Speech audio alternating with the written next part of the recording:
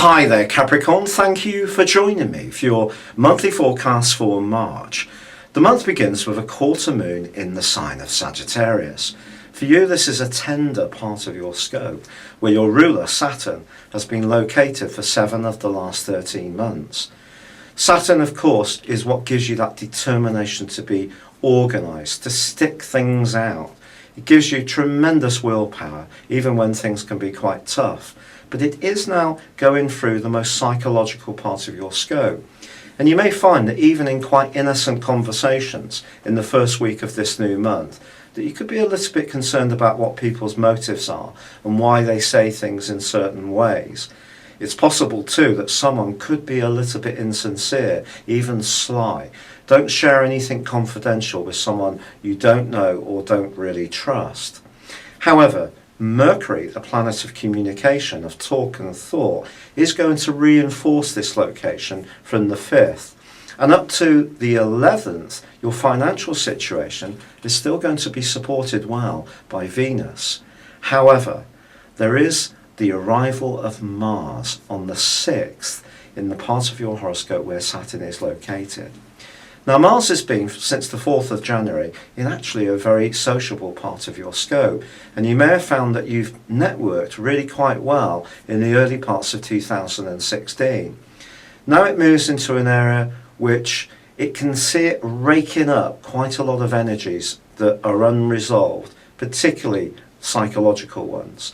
So it's possible that you can find between now and the end of May, when it's working its way through this sector, that you can find your mind thinking back to past events, past people, past situations. Some of them may even turn up in person.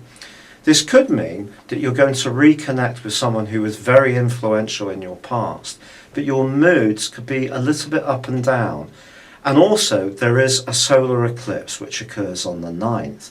And this solar eclipse is activating your mental sector, and it's going to give you a lot more desire to interact with people, but it is clashing with the restrictive influence of your ruler Saturn. The suggestion is, along with the opposition this solar eclipse forges with Jupiter, so it's a T-square, the suggestion is that your communications in general over the next 6 months can have a much more profound impact upon you about how you really feel. And it's also possible that you can find yourself gravitating towards people who you perceive as being much more sincere. You're not really wanting light and bright, entertaining relationships so much. You're wanting those with people you can really rely upon. But also, the lunar eclipse, which occurs on the 23rd, is linking into this solar eclipse. And I do feel that the way you connect with people, particularly through your professional situation, must be something that feeds your soul. So if you're in a job which you find mentally hard going, quite demanding, even stressful, but doesn't give you a lot of personal satisfaction, I think that's something that you may review over the next 6 months and try to make some changes. However, Venus does relocate into Pisces on the 12th, so you have 4 planets in this part of your scope. Now Venus here can give you a wonderful ability to communicate in a very diplomatic way, perhaps even in a rather seductive one. But from the 9th to the 12th, Mercury is combining with Neptune, and it's possible that some conversations really can be quite distorted and lack real clarity. So if you're discussing any contracts or deals, thinking of buying a new form of transport like a car, well, really go careful before making your mind up, because your desire around this time can actually step up quite a bit.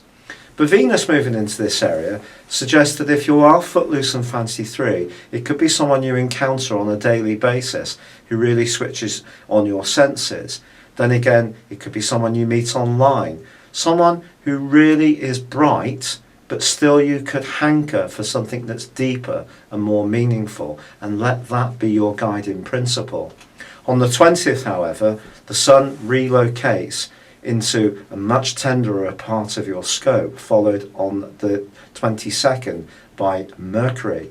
You're being asked really to stop and pause, just consider your journey through this year and understand exactly what it's meant so far, just to check your bases and really ensure that both your physical and emotional security is as good as it could be. On the 23rd, when the lunar eclipse occurs, it also links into Mars. The suggestion that I made earlier that someone to do with your work can come back into your world is really going to be reinforced by this particular eclipse. But your ruler does start to slam on the brakes from the 26th of the month, and that's going to be something that goes on for 5.5 months.